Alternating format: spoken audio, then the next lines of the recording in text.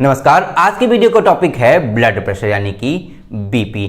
आप सभी जानते हैं कि आज की फास्ट लाइफ में हमारे पास इतना समय नहीं रह गया है कि हम अपनी सेहत का ठीक ढंग से ध्यान रख सकें, जिस वजह से ब्लड प्रेशर यानी कि बीपी की समस्या एक तरह की कॉमन समस्या बन गई है। जिस तरह से सर्दी जुकाम एक कॉमन समस्या होती है जिससे हम बच नहीं सकते या फिर जो कॉमनली हमें हो ही जाती है, उसी तरह से ब्लड प्रेशर की समस्या भी आज के समाज में एक कॉमन समस्या बन गई है, जिसमें से सबसे ज़्यादा परेशान करने वाली समस्या होती है हाई ब्लड प्रेशर यानी कि हाई बीपी।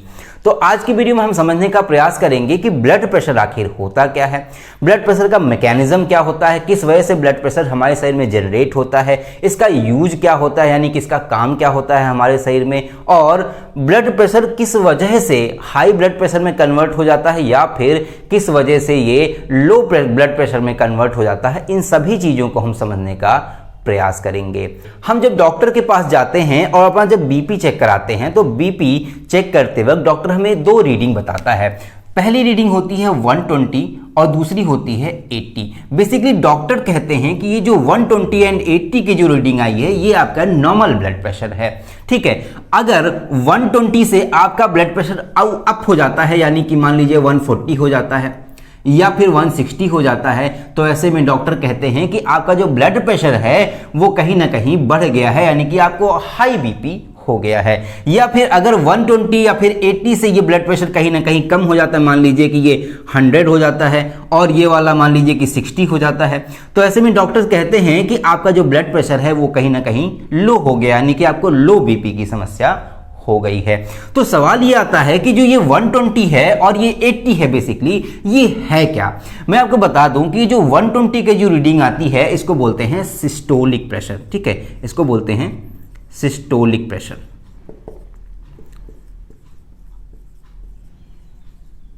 ठीक है, इसको बोलते हैं सिस्टोलिक प्रेशर। और ये जो 80 की जो रीडिंग आती है बेसिकली इसको बोलते हैं डायस्टोलिक प्रेशर। मैं यहां पे पीआर लिख दे रहा हूं। ठीक है, जो 180 होती है उसको बोलते हैं सिस्टोलिक प्रेशर और जो 80 होती है उसको बोलते हैं डायस्टोलिक प्रेशर। अब आप सोच रहे होंगे कि भाई सिस्टोलिक प्रेशर क्या होता है और डायस्टोलिक प्रेशर क्या होता है। देखिए, ये जो ब्लड प्रेशर है बेसिकली वो हमारे हार्ट से इसका सीधा रिलेशन होता है, यानी कि जो हमारा हृदय होता है, जो हमारा दिल होता है, फिर जो हमारा हार्ट होता है बेसिकली वही इस प्रेशर को जनरेट करता है। तो आइए हम थोड़ा सा हार्ट के मैकेनिज्म को समझ लेते हैं कि किस तरह से हार्ट बीपी को जनरेट करता है। वहीं पे हम समझ लेंगे कि सिस्टोलिक प्रेशर क्या होता है और डायस्टोलिक प्रेशर बेसिकली क्या होता है। हमारा जो हार्ट होता है वो बेसिकली 4 चैम्बर्ड हार्ट होता है। तो ये जो हार्ट होता है बेसिकली कुछ इस तरह का दिखाई देता है। इसमें ये 4 चैम्बर्स होते हैं, ऊपर के 2 होते हैं और नीचे के 2 होते हैं। अगर हम इसे सिमेट्रिकली बांटें या फिर आधे से इसको हाफ कर दें तो हम देखेंगे कि एक लेफ्ट हिस्सा हो जाता है और एक राइट हिस्सा हो जाता है। ठीक है, तो लेफ्ट हिस्से में अगर हम देखें तो 2 चैम्बर्स ऊपर और नीचे लेफ्ट हिस्से में दिखाई देते हैं और राइट साइड में भी ऊपर और नीचे 2 चैम्बर्स दिखाई देते हैं। ऊपर का जो ये चैम्बर होता है इसको बोलते हैं एट्रियम। ठीक है ना, इसको बोलते हैं एट्रियम। नीचे का जो चैम्बर होता है उसको बोलते हैं वेंट्रिकल। ठीक है, इसको बोलते हैं वेंट्रिकल। ऐसा ही राइट साइड में भी ऊपर का जो चैम्बर होता है उसको बोलते हैं एट्रियम और नीचे के चैम्बर को बोलते हैं वेंट्रिकल। अब चूंकि ये लेफ्ट साइड में है इसको बोल देंगे लेफ्ट एट्रियम। ठीक है ना, इसको बोलते हैं लेफ्ट एट्रियम और ये लेफ्ट साइड में का वेंट्रिकल है इसलिए इसको बोलेंगे हम लेफ्ट वेंट्रिकल। ठीक है, ऐसे ही राइट साइड में भी राइट एट्रियम और राइट वेंट्रिकल उपस्थित होता है। आप सभी को पता है कि जो ब्लड होता है बेसिकली वो इसके थ्रू पंप होता है, यानी कि जो ये हमारा हार्ट होता है वो एक तरह के टुल्लू पंप जैसा काम करता है या कहने की एक तरह के पंप जैसा काम करता है जो हमारे शरीर में ब्लड के सर्कुलेशन को मेंटेन करने का काम करता है। अब बात आती है कि भाई ब्लड का सर्कुलेशन मेंटेन होना क्यों जरूरी है। देखिए, जो ब्लड होता है उसका बेसिक काम होता है हमारे शरीर में ऑक्सीजन की सप्लाई को मेंटेन करना। तो ऑक्सीजन की सप्लाई को मेंटेन करने के लिए जब हम सांस लेते हैं तो उसमें ऑक्सीजन जाती है। ऑक्सीजन हमारे बेसिकली लंग्स में जाती है। ठीक है ना, ये हमारे लंग्स में जाती है। लंग जो होता है बेसिकली वो हमारे हार्ट के जस्ट ऊपर उपस्थित होता है। अगर मैं अपने शरीर में बात करूं तो यहाँ पे हमारे फेफड़े यानी कि हमारे लंग्स उपस्थित होते हैं। उसके नीचे यहाँ पे बीच में कुछ बाईं तरफ हमारा हार्ट यानी कि हमारा हृदय उपस्थित होता है। ठीक है, तो बेसिकली होता क्या है कि जो ये लंग होते हैं जब हम सांस लेते हैं तो इस लंग्स के अंदर या फिर फेफड़ों के अंदर ऑक्सीजन आ जाता है। अब उस ऑक्सीजन को लेने के लिए यहाँ पे ब्लड सप्लाई मेंटेन हो जाती है, ठीक है। तो यहाँ पे जब ब्लड सप्लाई मेंटेन हो जाएगी तो यहाँ से जो ब्लड है, हमारा जो रक्त है, वो ऑक्सीजन को कैरी कर लेगा, यानी कि O2 को कैरी कर लेगा और O2 को कैरी करके पूरी बॉडी में ट्रेवल करेगा, ताकि हमारे जितने भी ऑर्गन्स हैं, जितने भी बॉडी ऑर्गन्स हैं बेसिकली, उन सभी को ऑक्सीजन प्रोवाइड कर सके, ताकि वो सभी प्रॉपर ढंग से काम कर सकें, ठीक है। तो इसके लिए क्या होता है कि जब ब्लड यहां से ऑक्सीजन ले लेता है तो पूरी बॉडी में ट्रेवल करता है, लेकिन ट्रेवल करने के लिए उसे एक प्रेशर की जरूरत होती है, उसे एक फ्लो मेंटेन करने के लिए एक दबाव की जरूरत होती है। वो दबाव बेसिकली हमारा जो हार्ट है वो प्रोवाइड करता है। तो इसीलिए मैंने अभी आपको कहा कि एक तरह के टुल्लू पंप जैसा काम करता है। जैसे हमारे घरों में टुल्लू पंप लगा होता है टंकी में पानी चढ़ाने के लिए, उसी तरह से हमारे शरीर में एक हार्ट उपस्थित होता है, यानी कि एक हृदय उपस्थित होता है, जो ब्लड फ्लो को मेंटेन करता है, ताकि पूरी बॉडी में ब्लड का फ्लो मेंटेन हो सके। अब सवाल आता है कि भाई ये 4 चैम्बर्स हैं, तो 4 चैम्बर्स में से ऑक्सीजनेटेड ब्लड, यानी कि जो लंग से ब्लड आ रहा है, वो किस चैम्बर में एंटर करेगा। तो मैं आपको बता दूं कि ऊपर का जो ये बेसिकली लेफ्ट एट्रियम है, इसके अंदर ऑक्सीजनेटेड ब्लड एंटर करता है, ठीक है। ऑक्सीजनेटेड ब्लड यहां पे जब एंटर करेगा, बेसिकली यहां पे लंग से आया हुआ ब्लड इसके अंदर एंटर करता है। एंटर करते ही यहाँ पे एक वॉल्व लगा होता है, बेसिकली वॉल्व के थ्रू ये जो ब्लड है वो इस वेंट्रिकल के अंदर आ जाता है।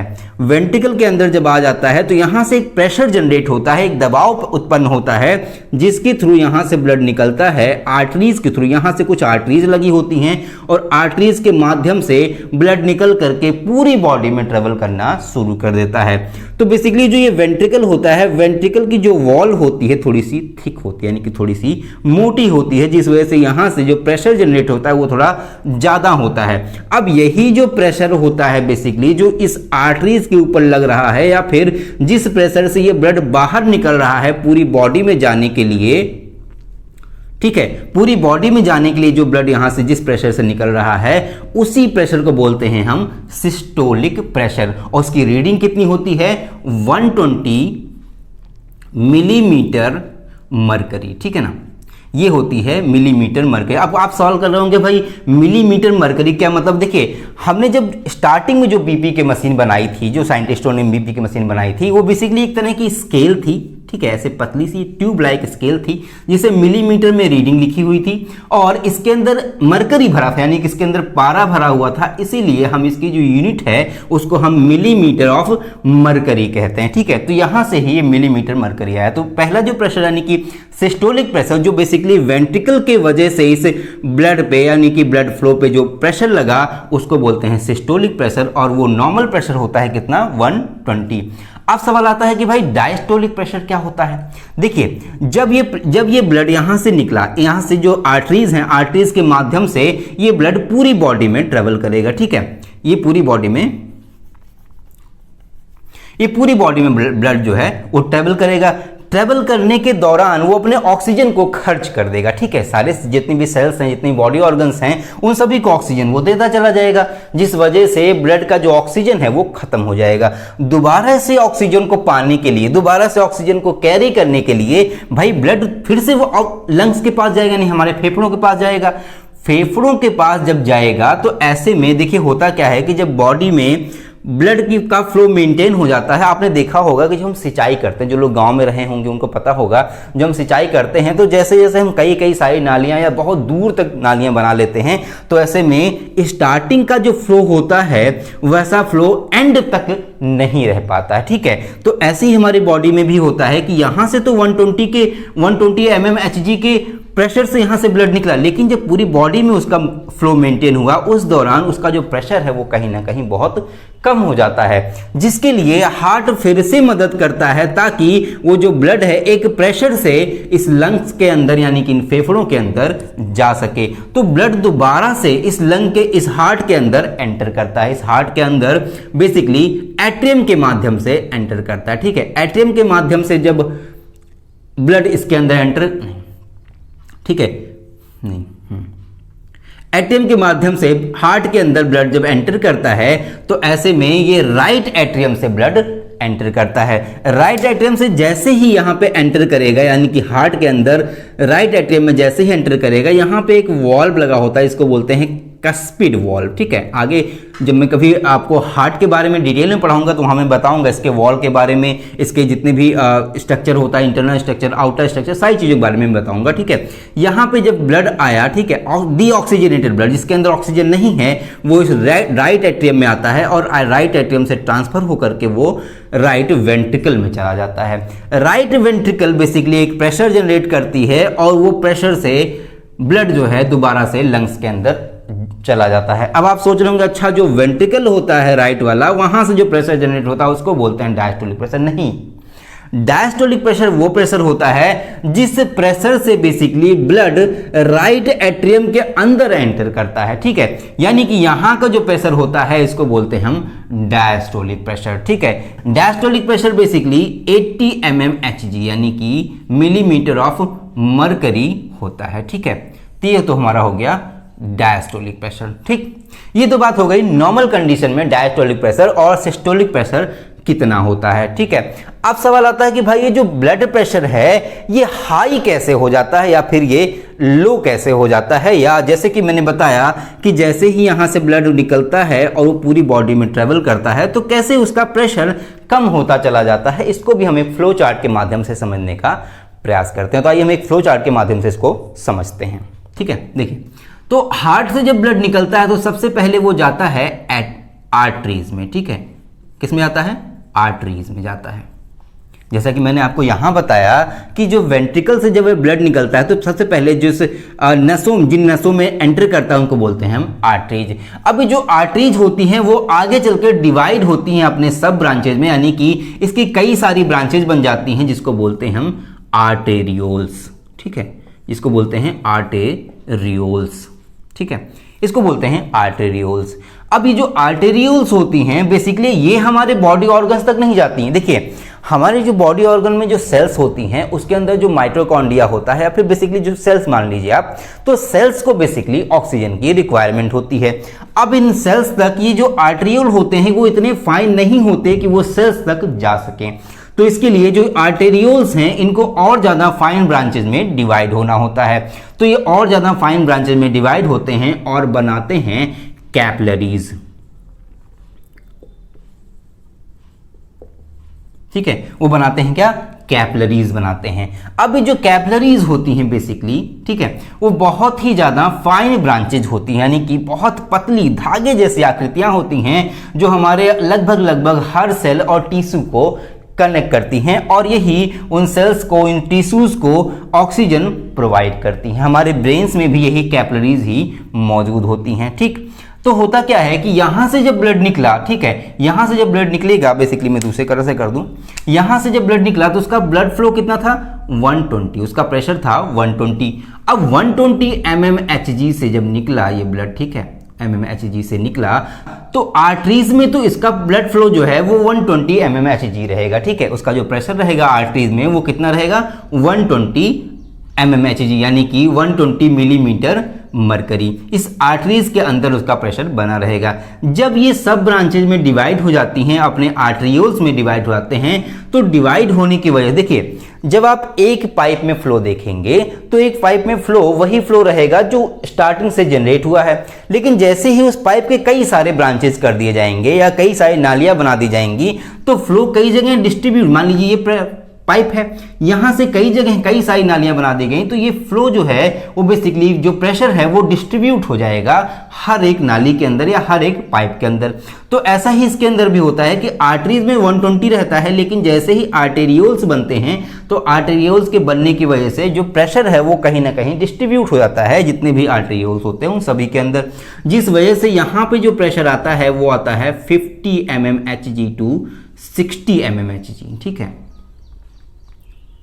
ठीक। यहां का जो प्रेशर होता है, इनकी आर्टेरियोल्स का जो प्रेशर होता है वो 50 to 60 mmHg हो जाता है।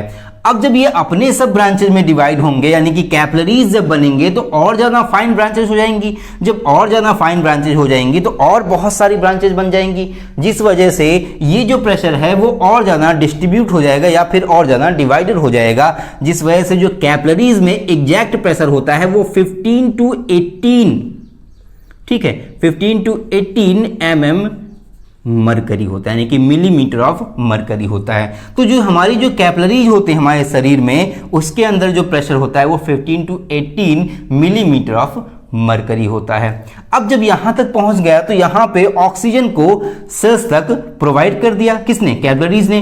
कैपिलरीज ने जब प्रोवाइड कर दिया तो उसके बाद से दोबारा से ब्लड सारा इकट्ठा होकर के दोबारा से हार्ट के अंदर जाएगा ना, ताकि वो लंग तक जाए और लंग से ऑक्सीजन को दोबारा से कैरी कर सके। तो दोबारा से जो ब्लड है वो जब कैरी होगा बेसिकली, तो वो जिस माध्यम से कैरी होगा या फिर जिन नसों से कैरी होगा बेसिकली, उसको बोलते हैं हम वेन्यूल, ठीक है ना, उसको बोलते हैं वेन्यूल। तो ये वेन्यूल में जाके कलेक्ट होना शुरू हो जाएगा, यानी कि हम ये कह सकते हैं कि कैपिलरीज से ही जुड़ी हुई कुछ नसें होती हैं जो ब्लड को दोबारा से हार्ट की तरफ ले जाती हैं, उनको बोलते हैं हम वेन्यूल। ठीक, वेन्यूल बिल्कुल ही आर्ट्रियोल के बराबर होती है, यानी कि जिस तरह से आर्ट्रियोल आर्टरीज की सब ब्रांचेज होती हैं, उसी तरह वेन्यूल भी किसकी सब ब्रांचेज होती हैं? वेन्स की सब ब्रांचेज होती हैं। ठीक है, मैं यहाँ पे एरो ऊपर की तरफ बना दूं, वेन्स की सब ब्रांचेज होती है, यानी कि हमारे अब आ जाएंगी वेन्स की बात। ठीक है, अब ये जो वेन्स हैं वो आर्टरीज के लगभग बराबर होती हैं, लेकिन ये जो आर्टरीज होती हैं वो ज़्यादा मोटी और ज़्यादा ही स्पेसियस होती हैं, ताकि क्योंकि देखिए हार्ट यहाँ से पंप कर रहा होता है तो हार्ट का यहाँ से प्रेशर बहुत ज़्यादा पड़ता है, तो इसको झेल सके, ठीक है, इसको बेयर कर सके, इसके लिए आर्टरीज जो होती हैं वो थोड़ी सी थिक होती हैं। लेकिन जो कैपिलरीज हैं बेसिकली उनका प्रेशर कम हो गया है।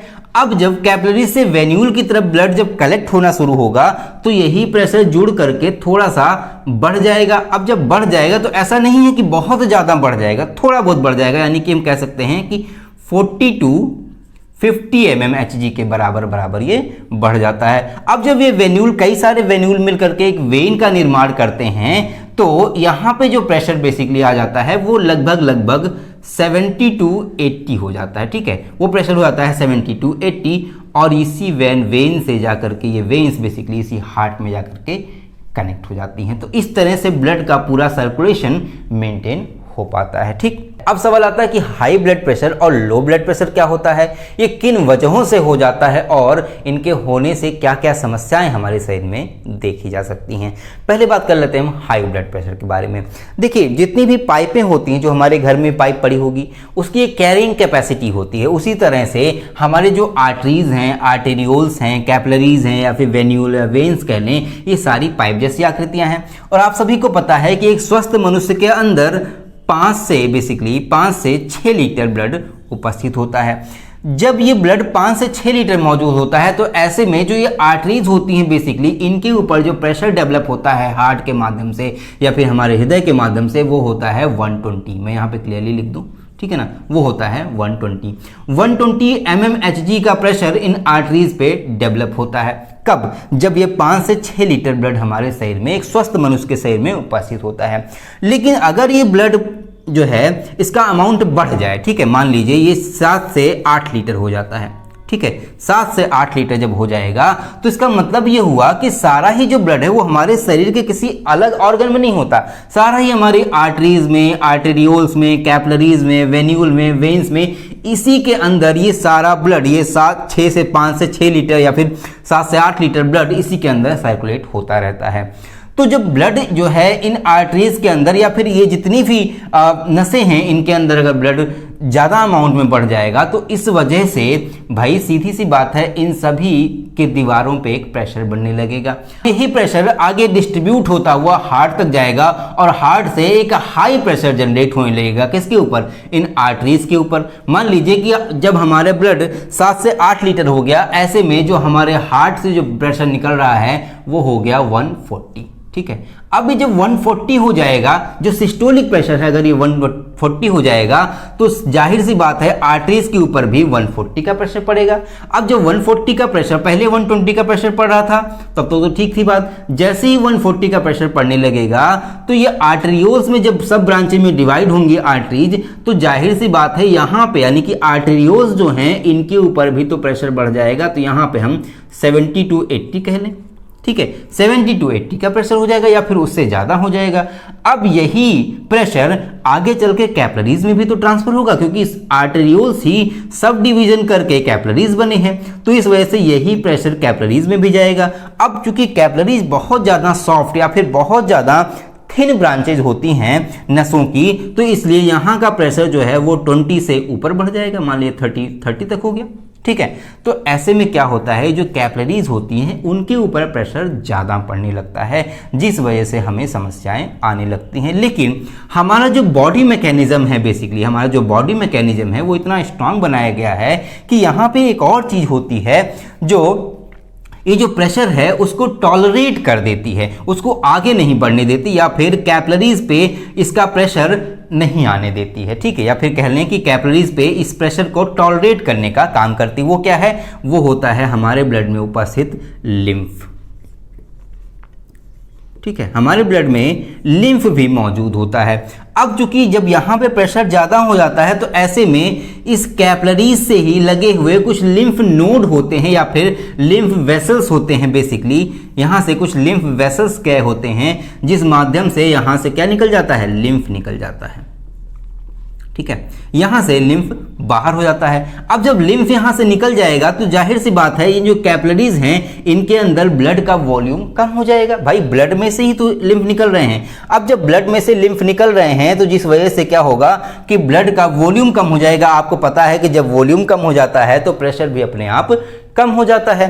तो इस वजह से इन कैपिलरीज के ऊपर जो है जो प्रेशर है वो पहले जैसा ही मेंटेन हो जाएगा। अब ये लिम्फ जाएगा कहाँ, देखिए ये जो लिम्फ है वो वेन्यूल के अंदर नहीं जाएगा, ये लिम्फ डायरेक्टली जाकर के वेन से कनेक्ट हो जाएगा। वेन से जब कनेक्ट हो जाएगा और तुरंत ये हार्ट में चला जाएगा। हार्ट में बेसिकली उतना ही ब्लड मिल जाएगा। देखिए होता क्या है कि कैपिलरीज से लिम्फ निकल गए। अब जब कैपिलरीज से लिम्फ निकल जाएंगे तो ब्लड का वॉल्यूम कम हो जाएगा। अब ब्लड का जब वॉल्यूम कम हो जाएगा तो ऐसे में वेन्यूल को भी ब्लड कम अमाउंट में। अब जब कम अमाउंट में यहाँ वेन्यूल को ब्लड मिलेगा तो जाहिर सी बात है इसका प्रेशर भी कहीं ना कहीं कम हो जाएगा।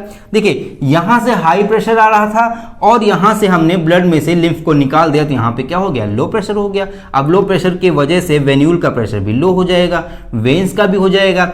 अब वो प्रेशर कैसे मेंटेन हो, इसके लिए जो ये लिम्फ वेसल्स होती है वो जा करके वेन्स में कनेक्ट हो जाती हैं और लिम्फ को दोबारा से वेन्स को वापस लौटा देती हैं, यानी कि लिम्फ जो है दोबारा से ब्लड में मिक्स हो जाता है और ब्लड का वॉल्यूम पहले जैसा ही मेंटेन हो जाता है, जिस वजह से हार्ट को प्रॉपर ब्लड मिलने लगता है। लेकिन अगर मान लीजिए कि आपका जो ये ब्लड है उसका अमाउंट बढ़ गया, उसका वॉल्यूम बढ़ गया, साथ ही साथ आपकी जो बेसिकली आर्टरीज हैं उनके अंदर कुछ चीज़ों का जमाव हो गया, ठीक है, उसके अंदर क्रिस्टलाइजेशन हो गया, उसके अंदर कोलेस्ट्रॉल इकट्ठा हो गए, जमा हो गए। आपको पता है कि हार्ट की बीमारी जिसको होती है उसको कोलेस्ट्रॉल खाने से मना करते हैं डॉक्टर, या वैसे भी हमें कोलेस्ट्रॉल से बचना चाहिए। कोलेस्ट्रॉल बेसिकली एक तरह के क्रिस्टल होते हैं जो हमारे आर्टरीज में या फिर आर्टेरियोल्स में जाकर के जमने लगते हैं, ठीक है। उसकी वजह से भाई देखिए कोई भी एक पाइप है उसके अंदर कोई अंदर से कोई चीज़ जमा हो जाएगी तो उसकी जो थिकनेस है वो कहीं ना कहीं कम हो जाएगी। मान लीजिए कि ये आर्टरीज हैं, अब इसके अंदर बीच में यहाँ पे कोई चीज़ जमा हो गई तो इसके वजह से क्या होगा, यहाँ पे थिकनेस कम हो गई,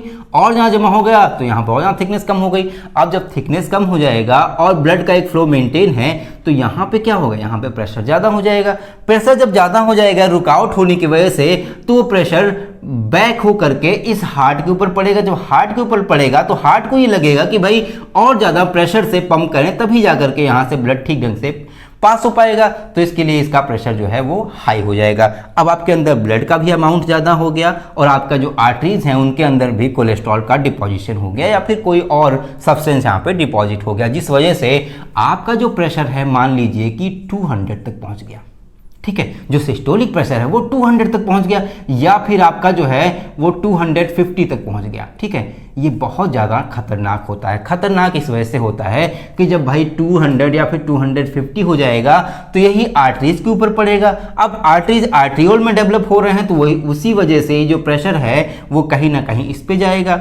आर्ट्रियोल का प्रेशर मान लीजिए कि 150 हो जाएगा, ठीक है भाई, घट करके ज़्यादा तो घटेगा नहीं, 150 से 160 हो जाएगा। अब 160 जब इतना है तो इसका मतलब यही प्रेशर कैपिलरीज पे भी ट्रांसफ़र होगा और कैपिलरीज पे जब ट्रांसफ़र होगा तो ये कैपिलरीज इसे टॉलरेट नहीं कर पाएंगे लिम्फ को निकालने के बावजूद, ठीक है। लिम्फ को निकालने के प्रोसेस तो चलेगा लेकिन उसके बावजूद भी जो प्रेशर है वो आपका 50 से ऊपर बना हुआ है, तो भाई ये जो कैपिलरीज हैं वो इसको टॉलरेट नहीं कर पाएंगे, इसको झेल नहीं पाएंगे, जिस वजह से जो कैपिलरीज होती हैं वो रैप्चर्ड हो जाती है, यानी कि वो फट जाती हैं, ठीक है, वो बर्स्ट हो जाती है यानी कि फट जाती हैं और इन्हीं कैपिलरीज कैपिलरीज को फटने को हम क्या कहते हैं, हैमरेज कहते हैं। आपने अक्सर ही ब्रेन हैमरेज का नाम सुना होगा। ब्रेन हैमरेज में यही होता है, जब ब्लड प्रेशर बहुत ज़्यादा हाई हो जाता है तो जो हमारा ब्रेन होता है उसके अंदर जो कैपिलरीज होती हैं बेसिकली उसके आसपास कोई ज़्यादा बहुत ही स्ट्रांग मसल्स मौजूद नहीं होती। अब जब स्ट्रांग मसल्स मौजूद नहीं होती हैं तो इन कैपिलरीज को अच्छी से प्रोटेक्शन नहीं मिल पाता है, या फिर इसका जो प्रेशर है बेसिकली जो प्रेशर को टॉलरेट करने की क्षमता है वो कहीं ना कहीं शरीर के और अंगों के कंपैरिजन में और बॉडी ऑर्गन के कंपैरिजन में ब्रेन की जो कैपिलरीज होती हैं उनके अंदर किसी भी प्रेशर को टॉलरेट करने की क्षमता कम होती है, जिस वजह से ब्रेन हैमरेज बहुत जल्दी से हो जाता है हाई ब्लड प्रेशर की कंडीशन में। ठीक है, अब भाई एक बात आप ध्यान रखिए कि जो ये 120 और ये 80 होता है बेसिकली, ठीक है, ये जो 80 होता है इसके बीच का जो डिफरेंस होता है वो 40 होता है। तो हमेशा ही लगभग देखिए जरूरी नहीं कि 40 ही रहे, लेकिन लगभग कोशिश ये रहती है, हार्ट का इस तरह का मैकेनिज्म ही है कि जो बीच का जो प्रेशर है वो लगभग 40 बना रहता है। तो इसका मतलब ये होगा अगर सिस्टोलिक बढ़ेगा तो डायस्टोलिक भी जाहिर सी बात है बढ़ेगा। भाई मैंने आपको बता दिया ना कि इस तरह से ब्लड का फ्लो ट्रांसफर हो रहा था, यानी कि ब्लड का प्रेशर भी ट्रांसफर हो रहा था, इस वजह से डायस्टोलिक भी बढ़ेगा। और ये जो बीच का जो ये डिफरेंस निकल के आ रहा है इसको बोलते हैं, बेसिकली आपको दिख रहा होगा आई होप, इसको बोलते हैं पल्स प्रेशर। ठीक है, इसको बोलते हैं पल्स प्रेशर। ये जो इन दोनों के बीच का जो डिफरेंस होता है उसको बोलते हैं पल्स प्रेशर। ठीक है, तो इस तरह से हाई ब्लड प्रेशर की वजह से जो कैपिलरीज होती हैं वो फट जाती हैं और हमारे शरीर में ब्रेन हैमरेज या फिर हैमरेज जैसी कंडीशन देखने को मिलती है। अब बात आती है लो ब्लड प्रेशर की, कि भाई लो ब्लड प्रेशर होगा तो क्या कंडीशन बनेगी। जैसे मैंने बताया कि हाई ब्लड प्रेशर होने पे ये जो प्रेशर है बेसिकली वो आर्टरीज पे बहुत ज़्यादा पड़ जाएगा, फिर आर्ट्रियोल पे ट्रांसफर होगा, कैपिलरी पे सबसे ज़्यादा पड़ेगा क्योंकि ये बहुत ज़्यादा थिन ब्रांचेज होती हैं और वो ज़्यादा प्रेशर के फ्लो को, जो ज़्यादा प्रेशर से जो ब्लड का फ्लो आ रहा है उसको वो टॉलरेट नहीं कर पाती या फिर बेयर नहीं कर पाते और ये फट जाती हैं। लेकिन कुछ ऐसी कंडीशन में जब आपका ब्लड, देखिए यहाँ पे जब आपका ब्लड बढ़ा था, ब्लड का जब अमाउंट यानी कि इसका जब वॉल्यूम बढ़ा था तो आपका ब्लड प्रेशर बढ़ गया था। लेकिन अगर आपके अंदर ब्लड का अमाउंट कम हो जाता है, यानी कि आपका मान लीजिए 3 से 4 लीटर हो जाता है, ठीक है, 5 से 6 होना था, 3 से 4 हो गया, तो ऐसी कंडीशन में आपके पास पर्याप्त मात्रा में ब्लड ही नहीं होता है। अब जब पर्याप्त मात्रा में ब्लड नहीं होगा तो इस वजह से इन सभी चीज़ों को ब्लड पर्याप्त मात्रा में नहीं मिल पाएगा और फ्लो जो है वो ठीक ढंग से मेंटेन नहीं हो पाएगा, जिस वजह से हार्ट को ठीक अमाउंट में ब्लड नहीं मिलेगा और यहाँ का जो प्रेशर है वो सीधी सी बात है वो कहीं ना कहीं कम हो जाएगा। आपने देखा होगा कि जहाँ पे पानी की मात्रा कम होती है वहाँ का जो टुल्लू पंप होता है वो ठीक ढंग से पानी को नहीं खींच पाता है। ठीक है, तो ऐसी ही कंडीशन हमारे शरीर में बनती है कि मान लीजिए इसका प्रेशर जो है 120 से घट करके मान लीजिए 100 हो गया। अब जब ये 100 हो जाएगा तो आर्टरीज पे 100 पड़ेगा, लेकिन आर्ट्रियोल पे जब डिस्ट्रीब्यूट होगा बेसिकली यहाँ पे क्या हो जाएगा, यहाँ पे ये 40 हो जाएगा, ठीक है, या मान लीजिए 30 हो जाएगा, ठीक है, या मान लीजिए कितना हो जाएगा 30 हो जाएगा। अब जब ये प्रेशर घट गया आर्टेरियोल्स पे तो यही प्रेशर आगे चलकर डिस्ट्रीब्यूट हो रहा है कैपिलरीज पे, तो कैपिलरीज का भी प्रेशर बेसिकली कहीं ना कहीं घट जाता है। अब जब ये घट जाएगा तो मान लीजिए ये 10 हो गया, ठीक है, ठीक है, 10 से 12 का हो गया mmHg, ठीक है। अब इतना जब प्रेशर हो जाएगा तो इस प्रेशर से होगा क्या कि जो ये वेन्यूल हैं वो ठीक ढंग से ब्लड को कलेक्ट नहीं कर पाएंगे। अब जब ब्लड को कलेक्ट ही नहीं कर पाएंगे तो ये आगे नहीं भेज पाएंगे। अब जब आगे ज़्यादा ब्लड नहीं जाएगा तो फ्लो कहीं ना कहीं डिस्टर्ब हो जाएगा, जिस वजह से जब फ्लो डिस्टर्ब हो जाएगा और ये फ्लो ठीक ढंग से मेंटेन नहीं हो पाएगा, साइकिल सही से नहीं चल पाएगी, तो ये यहाँ का जो ब्लड है वो आगे जाकर के, यानी कि यहाँ पे जो डीऑक्सीजनेटेड ब्लड है वो आगे जाकर के लंग से ऑक्सीजन को कैरी नहीं कर पाएगा, यानी कि लंग से वो ऑक्सीजन को कैरी नहीं कर पाएगा या फिर ऑक्सीजन को नहीं ले पाएगा। या फिर जब ब्लड प्रेशर आपका बहुत ज़्यादा लो हो जाता है तो ऐसा होता है कि आर्टेरियोल के बाद कैपिलरीज के अंदर ठीक ढंग से ब्लड जा ही नहीं पाता। ठीक है, मान लीजिए जब आपका प्रेशर बहुत कम हो गया तो ऐसे में क्या हो गया, यहाँ ही मान लीजिए 30 हो गया। अब 30 होने की वजह से जब आगे ब्लड बढ़ेगा जैसे ही कैपिलरीज तक जाएगा तो कैपिलरीज तक पहुंचने से पहले ही इसका जो प्रेशर है वो कहीं ना कहीं 10 to 12 हो जाएगा या फिर उससे भी कम हो जाएगा। जब उससे कम हो जाएगा तो इस कैपिलरीज के एंड पॉइंट तक ब्लड नहीं पहुंच पाएगा, जिस वजह से जो हमारी सेल्स होती हैं बॉडी ऑर्गन्स में, जो टिश्यूज होते हैं, उनको ऑक्सीजन सप्लाई कहीं ना कहीं कम हो जाएगी। इसका सबसे बड़ा असर पड़ता है हमारे ब्रेन पे, क्योंकि ब्रेन का एक तो ब्रेन हमारा ऊपर होता है, ठीक है, जिससे होता क्या है कि अगर हम ग्रेविटी को ले लें तो ग्रेविटी के अकॉर्डिंग हमारी जो बॉडी के और अदर ऑर्गन्स हैं वो हार्ट के नीचे हैं, तो इनको आराम से ब्लड फ्लो मेंटेन हो पाएगा। लेकिन जो हमारा ब्रेन है वो ऊपर है, नहीं हमारे सर में उपस्थित है, तो ऊपर की तरफ इसका ब्लड फ्लो ग्रेविटी की वजह से भी एक तो कम हो रहा है, दूसरे ब्लड फ्लो जो है प्रेशर की वजह से कम हो रहा है, जिस वजह से हमारे जो ब्रेन है उसको ब्लड नहीं मिल पाएगा और उससे ऑक्सीजन की कमी हो जाएगी, जिस वजह से धीरे धीरे वो जो ब्रेन है वो डेड होने लगेगा और व्यक्ति की मौत भी हो सकती है। इसलिए हम कह सकते हैं कि सबसे ज़्यादा खतरनाक जो कंडीशन होती है वो लो बीपी की होती है, ठीक है, वो लो बीपी की। तो यानी कि जो लो बीपी है वो सबसे ज़्यादा खतरनाक कंडीशन होती है। हाई बीपी में क्या है कि हाई बीपी में हाई बीपी अगर है तो हाई बीपी को हम कम भी कर सकते हैं, लेकिन लो बीपी है तो लो बीपी को तुरंत ही हम इंस्टेंट बढ़ा नहीं सकते। या फिर देखिए अगर एक हद तक कम हुआ है, मान लीजिए वो 120 से 100 हुआ है या 120 से 90 हुआ है, तब तक तो हम उसको बढ़ा सकते हैं। लेकिन मान लीजिए यही ब्लड फ्लो कहीं ना कहीं इसका जो प्रेशर है वो मान लीजिए 60 हो गया, ठीक है, बहुत ज़्यादा लो हो गया, या फिर जो डायस्टोलिक प्रेशर है तो वो और भी कम हो जाएगा, भाई 20 हो जाएगा, ये भाई बीच का डिफरेंस 40 होता है तो ये 20 हो जाएगा। तो ये बहुत ज़्यादा जब कम हो जाएगा तो ऐसे में जो ऑक्सीजन मिलनी चाहिए ब्रेन को वो नहीं मिल पाएगी और ब्रेन डेड हो जाएगा। तो ये तो बात हो गई हाई ब्लड प्रेशर के बारे में, लो ब्लड प्रेशर के बारे में, और बीपी आखिर क्या होती है, यानी कि ब्लड प्रेशर क्या होता है, किस तरह से हार्ट के थ्रू ब्लड प्रेशर जनरेट होता है। आई होप आपको ये सारी चीज़ें समझ में आ गई होंगी। अगर आपको समझ में आ गई हो, वीडियो अच्छी लगी तो प्लीज़ वीडियो को लाइक करें, लोगों को शेयर करें ताकि इसके बारे में और लोगों को जानकारी मिल सके। और अगर आप चैनल पर नए हैं तो प्लीज़ चैनल को सब्सक्राइब कर लें ताकि ऐसी इंटरेस्टिंग और नॉलेजफुल वीडियो आपको लगातार मिलती रहे। मिलते हैं अगले वीडियो में, तब तक के लिए जय हिंद, थैंक यू।